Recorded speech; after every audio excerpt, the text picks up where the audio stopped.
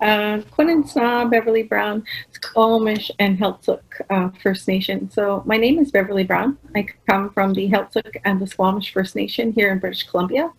I am on the Pacific Mountain Region Council Executive. I'm also on the BC Native Ministries with Ray, co-chair, and then I'm also on the National Indigenous Council. Today we're going to talk a little bit about Orange Shirt Day, what it means, what the significance is for me. Orange Shirt Day is a nice day to remind us that every child matters. So Phyllis Webstad was the creator of the Orange Shirt Day. She was a residential school survivor, and before she went to school, her grandma had bought an orange shirt. And then when she went to the school, they took the orange shirt away. And it made her feel like she didn't matter. So for me, I'm an intergenerational trauma survivor. I didn't actually attend residential schools, but I know the after effects and impacts of that. All four of my grandparents went to residential schools, and it has impacted their lives in a variety of different ways, mostly negatively. Lots of drinking, lots of violence, and not living well. You can't really love yourself when you're being treated like you don't matter. So I get it. They carried a huge burden, but the dysfunction they learned in residential schools was passed down to my parents, and from my parents to me.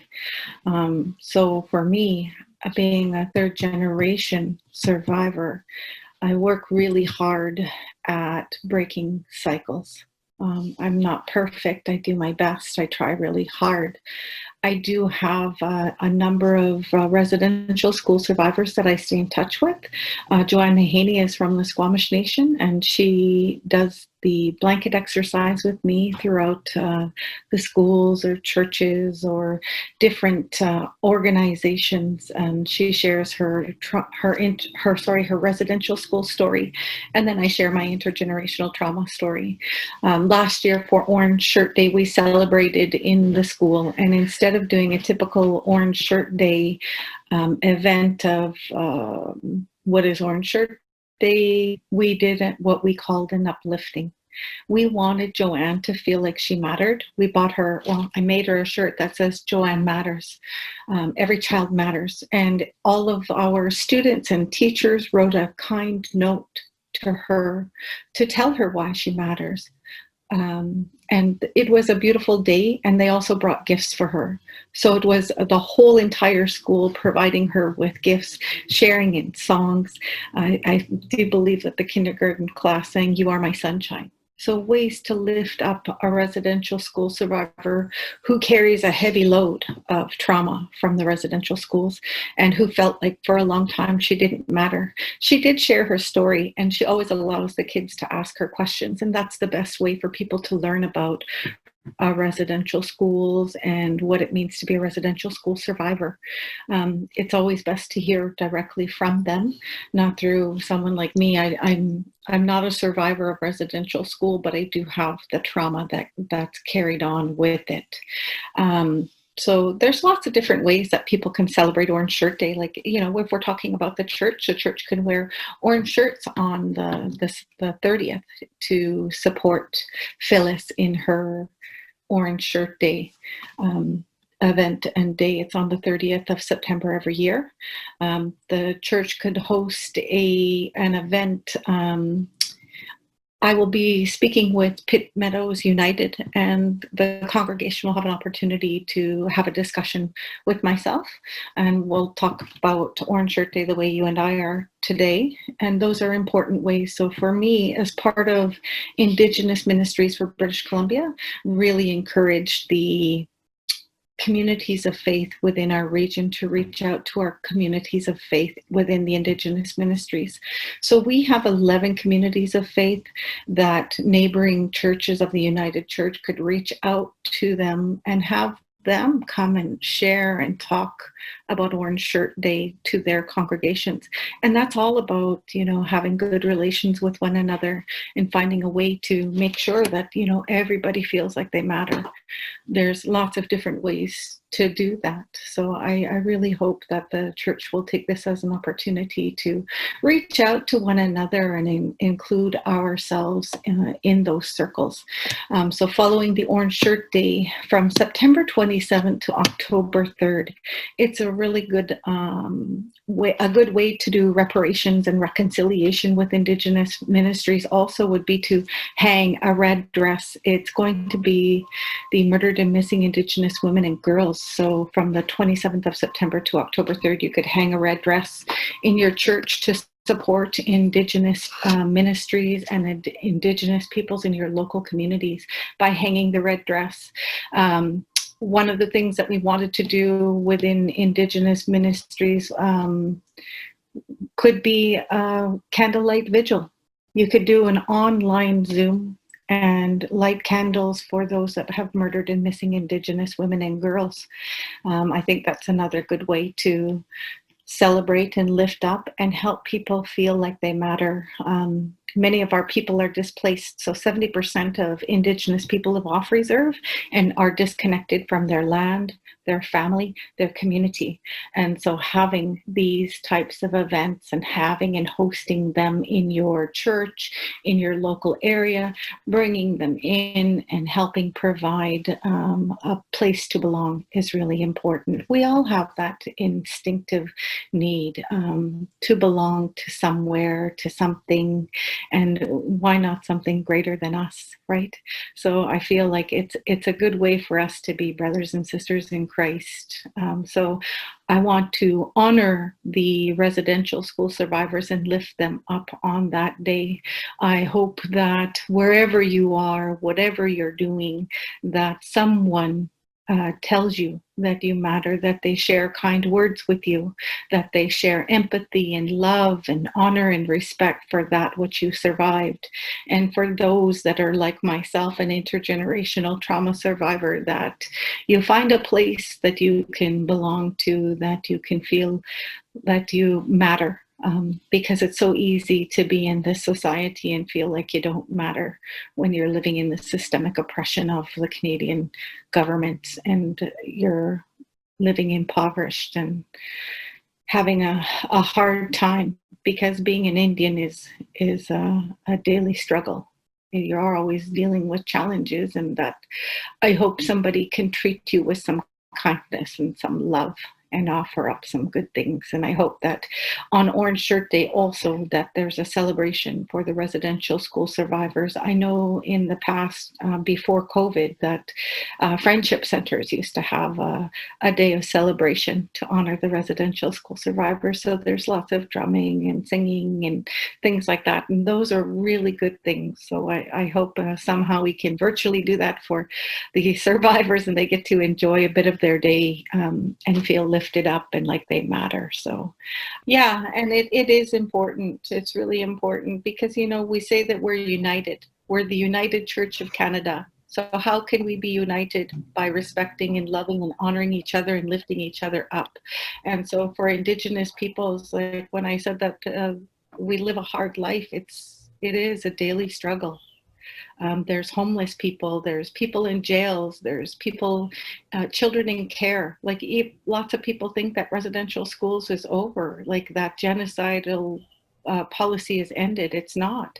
They've shifted a policy server. So now we have the Ministry for Children and Family Services and all of our kids are in care. You're doing the exact same thing, removing all of our children, breaking apart the family, the community, and we're not doing reconciliation. We're not doing reparations because those children are in care away from their parents and by the millions. And it's our children that are the ones that are being taken, not non-Indigenous children. It's Indigenous children that make up the large population of children in care.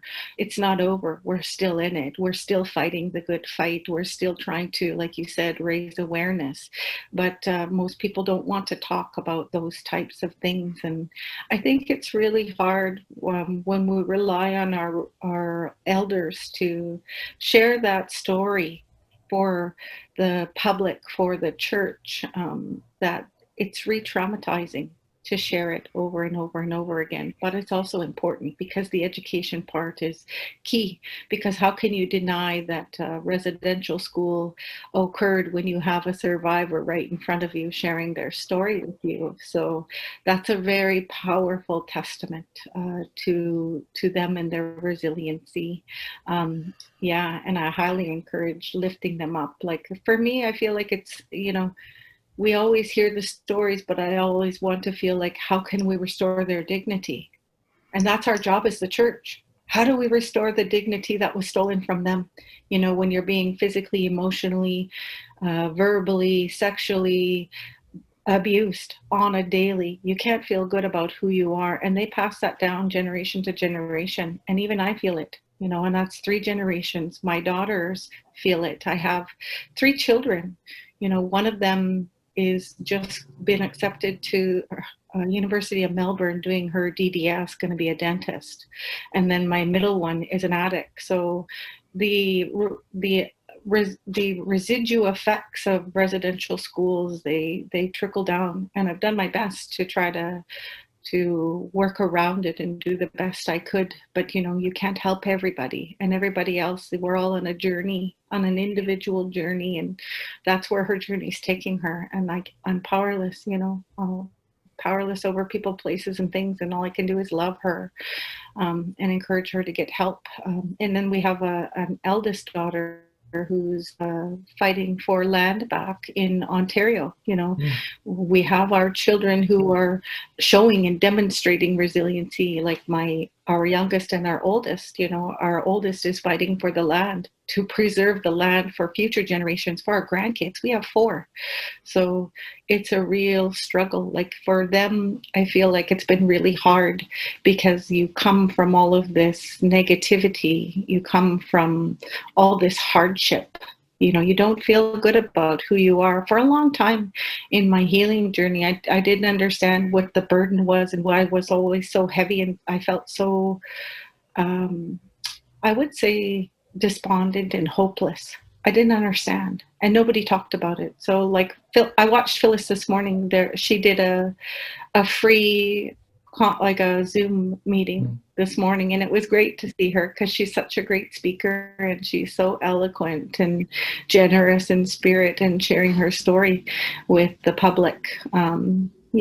Just sharing her story like that is a good thing. It helps to educate the public, and it came directly from her. So I really appreciate that. I hope other people got to tune in, and it's important because I do a lot of work, not just for the church, but I also have had work in different fields. So I've worked in the criminal justice system, the education system, child and family services system, and I do a lot of volunteering for churches like all over. So it's really important that we do the educating, but it doesn't mean that it's easy, because a lot of the times we're getting pushback from people that say they were educated and they know, or people that give you pushback and say that never happened, and those are usually the gray hairs that push back and say that never happened. Or we'll get pushback and they'll give you resistance about, well, what about us? Well, we're not talking about you right now. I love, honor, and respect you in what you've survived, but we're sharing our stories, and we're not trying to demean or degrade, because we've been humiliated and degraded and had no voice for so long, that we're here to talk about what happened to Indigenous peoples and what's happening for them, what happened for their children, their children's children, and future generations. That's what we're here to discuss. And when it's your time, we'll have a discussion about that, and we'll talk it out. Like, I would really love to hear your story.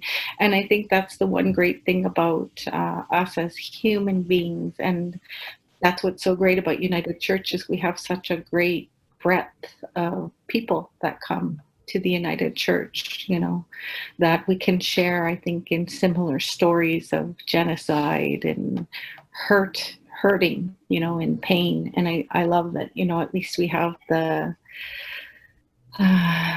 opportunity to be brothers and sisters in Christ, and to share our stories with one another, to be more united with one another. And I like the United Church because it does its best, and it's trying hard to come together in a good way. That's what was the draw for me to come to the United Church. It offers up an opportunity to be together and have great diversity. But we don't always do it well, but we do our best. So, when you know Yeah, better, you do better. And I think that the one thing that I really want the church to share is that we as United Church lift this up because it's so important, because we have Indigenous ministries, because we want to be united together, because we want to lift each other up, and that we as the United Church are trying to make reparations to those survivors. That's really important. And then the other part that's very important is the region's responsibility from the non-Indigenous church to reach out to the BC Native ministry. So here in the region of British Columbia, we expect that the non-Indigenous church will reach out to the BC Native ministries because we have a lot of people that we could lift up in those communities, and we should be lifting them up. It's time to celebrate and have people feel like they matter. That's really important. And how do we have good relations if we don't start lifting each other up? That's the part that for me, that's the most important component of this, that the church can make reparations by doing so. So wear an orange shirt, invite somebody from the BC Native Ministries to come to speak, to do a Zoom meeting, to answer questions, have a real survivor from their community, because we have 11 communities and every single one of them will have hundreds of survivors. Not all will be able to speak to it, but the ones that are willing, we can lift that voice up, and that we can also try to honor them in a good way too. So when the region is trying to lift that up, we want to be able to honor the elders in a respectful way, in a protocol that is specific to that community, because we have 638 First Nations and every single one is different. So you need to ask that community, how can we lift you up? How can we meet the protocol? How can we do better? And what can we do to help? That's the part, right? So I think that the region could do, if the region could do those things, it would help along A, in our good relations, and B, with our reparations, because the church has a responsibility to make reparations to the survivors. It's really important. We need to restore the dignity that was stolen when they were in the residential schools, and United Church had residential schools. So we want to make that right in any way that we can. And we'll still keep working at it, right? It's a work in progress. We're not perfect. We just do what we can, but we don't want it to be lip service. We want to be having real good relations. So I can share a good example of that with you. We have a church in Vancouver, the St. Andrews Wesley. So Kaisa has been doing a project called Reconciliation Matters. And that's a really good example of how the non-Indigenous church can make reparations. She's made it her life's mission to share in reconciliation and education. But I like what she does because she leaves it to Indigenous people to share their stories. She's not telling it for them. She brought in people from the downtown east side, all over BC, to talk to some of our communities of faith from the United Church and other denominations, so that they could learn directly from survivors all over what happened to them, to share their stories. And I think it was a room full of wide experiences. And I think it was a phenomenal project that she had done. Another part of her work too was to build good relations with the local First Nations. So I'm from Squamish, and Kaisa wanted to participate in some of our community events, and she had asked for an introduction to the Shaker Church. So I brought her to meet my uncle. He's the minister there at the Shaker Church, and she met him, and she brought, I think on 3 occasions, members from the congregation from St. Andrews Wesley to participate in Shake Church. And it was a really beautiful event. You don't always get invited to, something like that. So she made sure everybody was she opened it up for everybody to come and partake. And I think that went really well. After we had done that she had done that one, there were a couple of other visits. So other churches had also partook in that. So we've had St. Andrews Wesley, Lynn Valley United, and West Vancouver United, who came to the Shaker Church to participate, to learn about Squamish Nation and the Shaker Church. Those are what I'm talking about, like the good relations and, getting to know thy neighbor, having good relationships with each other. That's how we restore in our humanness, being related to one another, being brothers and sisters in Christ. And I really love it when my uncle can share when he talks about how we're brothers and sisters in Christ, and that, there's no wrong way to pray. So much as you pray, it doesn't matter how you do it. And I really appreciate that, because talks a lot about how we're all one, and that we can continue to move forward together by getting to know one another. And I like the simplification of that. So, I'm just giving you some good examples of how that can be done. That's Yeah. a fantastic example of reparations, because I feel like a lot of the times the church will do a one-off, oh, they'll have somebody come in, they'll talk, and off they go, but they haven't formed a relationship with our communities of faith. And that's where we're failing. And that's one of the things that I'm really interested in is, how do you develop community? How do you develop a community of inclusivity? How do you develop with such a diverse group in a way that's you're able to move forward together? And that has been one of our big issues within United Church at GC43, was racism. There is blatant racism in our churches. So, it's nice to be able to participate in the boards at a high level to change the policies, to help facilitate some change, some real social change. And it's important work that has to get done that we don't actually work on. Like, we can have all these great ideas, but if we don't change it on the ground, it doesn't change anything. That's why, my suggestion about wear an orange shirt, have somebody come, it's really important, those things.